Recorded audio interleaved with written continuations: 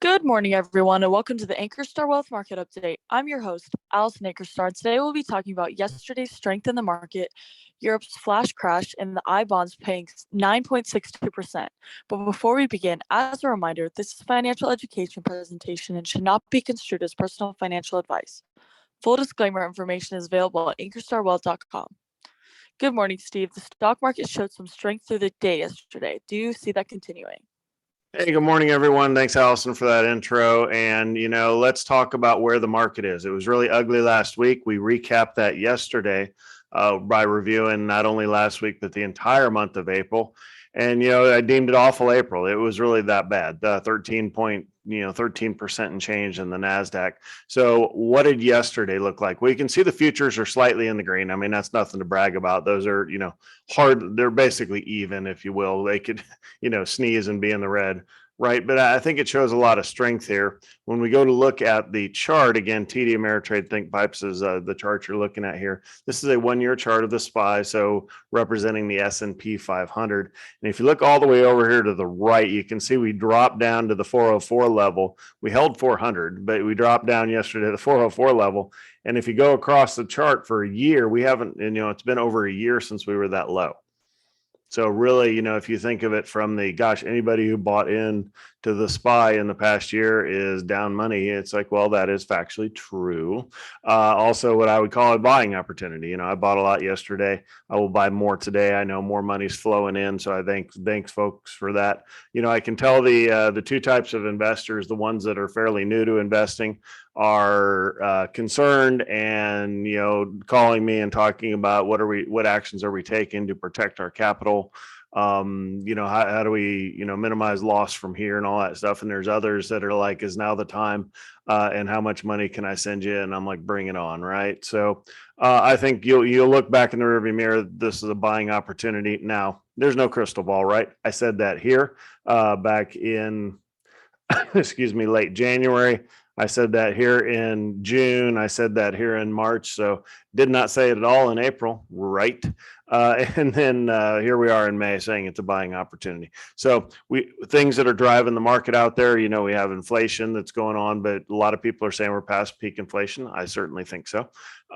We have the Fed meeting that kicks off today, 2-day meeting. Again, the announcement is tomorrow at 2 p.m. Eastern. 25%, 25 basis points or 50 basis points, I think will be the raise, probably 50, I think. And then maybe some new talk of maybe this will do it. To continue to project that we're going to continue to raise through the year, when you've already seen the, mortgage rates react, the Fed raises at 25 basis points, so a quarter of a point, and the 30-year mortgage jumps 3% or 2.5% off of that. That's kind of crazy, right? But so I think things are under control. Maybe they forecast that they're not going to have to raise at every meeting. They're definitely in a tricky position. Paul Tudor Jones was on. You see him. He's on CNBC, the main page right now. Talking about the environment for the Fed is tough, right? Because they need to raise rates to fight inflation, but if they raise them too much, they're going to throw us right into a recession. We've seen that movie. We've seen it in 2015, 2018. They tried to raise rates, went right back to zero.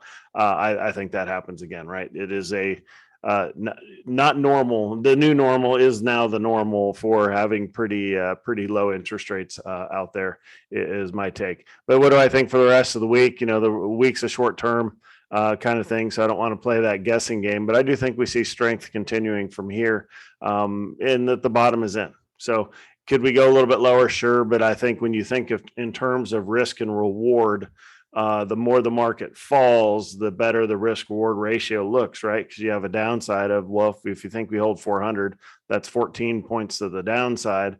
And then, the recent highs from 4 months ago are 480. So when you look at, 15, how many times does that go between there and 80? I don't know. It's at least a 3-to-1, almost a 4-to-1 type ratio of reward to risk. And that's what you're looking for. So that's my take on where we are, Allison. And I think we'll go a little bit higher this week. Next, can you explain what caused the flash crash in Europe market last night? Yeah, you bet. So flash crashes are fun, right? No, they're not. And trading gets halted, that sort of thing. And it's funny that this one was immediately owned by Citibank. And you can read this article if you want. But basically, they said it was a trading error. It says, on Monday, one of our traders made an error when inputting a transaction. Within minutes, we identified the error and corrected it. Well, that's all it takes, right? So I don't know what happened in the specifics, and they're not going to release those specifics unless they're required by some regulation to release them, because why would you? But I would, there was a story I was told by a friend of mine that happened in her office. And, when somebody says, hey, buy $225,000 of X, the X is a ticker symbol. So I'm not saying US Steel, but, of X, the stock, meaning a variable, any stock, if you will. And the person keys in 225,000 shares instead of $225,000 worth. Big difference, right? So I don't know. To me, that would be one possible thing. Maybe they skipped a decimal point and then tacked on a 100x times the shares, by not putting the decimal in there. I don't know what happened. But anyhow, you do have flash crashes. That's why, some, dropped 8% for this particular share index and then gained it all back. So if you do happen to see it, it's perfectly legal to capitalize on it, right? And put your money to work.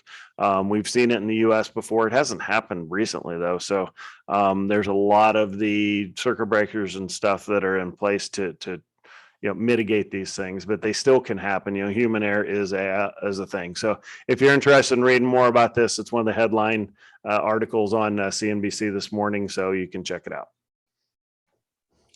Last, I bonds have been around for a long time, but what are the rules for I bonds now that they are paying 9.62%?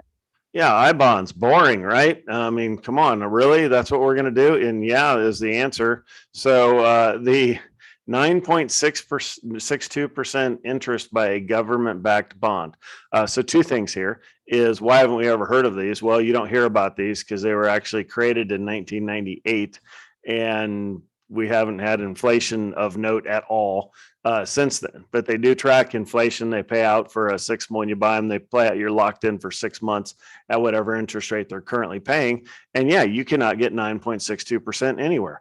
The only thing I have that's even in that ballpark is a Blackstone offering of credit secured lending that's paying out, just north of 8%. That we have a ton of money in, but you have to qualify for that, be an accredited investor. It's a bunch of paperwork, a lot of pain to get into.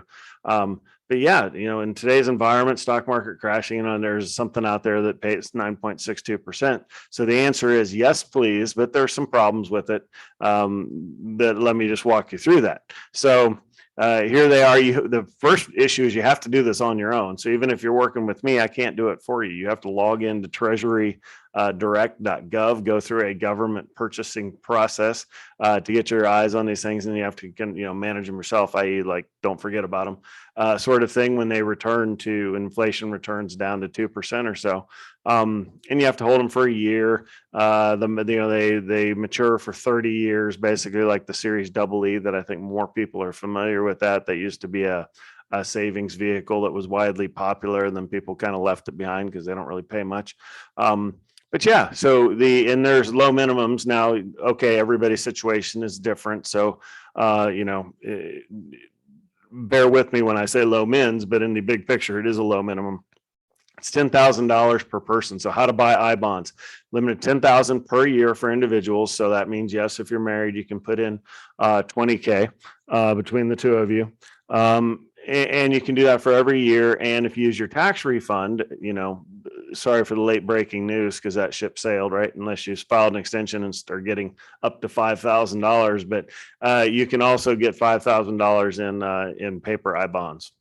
If you will. So, and then the redemption, if you hold it for less than 5 years, whenever you sell it, then you lose the last 3 months worth of interest. But again, I wouldn't let that affect at all. You just put money in, let it accrue at the 9.62 rate for as long as that holds. And again, I think as soon as, if we are at peak inflation, you're going to see that start to drop. So if you're going to buy I bonds, now's the time. Also, if you're a business owner, you can put 1,000 in per person per company. Kind of thing. So, a couple could really put in 40,000 if they have their own business, like myself. But it's up to you. So when you go to buy these things, you can check the drawbacks. Yep, you have to hold them. They're not a replacement for for long-term investing, and you have to do it on your own, right? You can't work through Schwab or TD Ameritrade or Robinhood or whoever you go through. When you go look at Investopedia, that will give you some more information on the Series I bond. And then when you go to buy them, boom, there's your government looking website, right?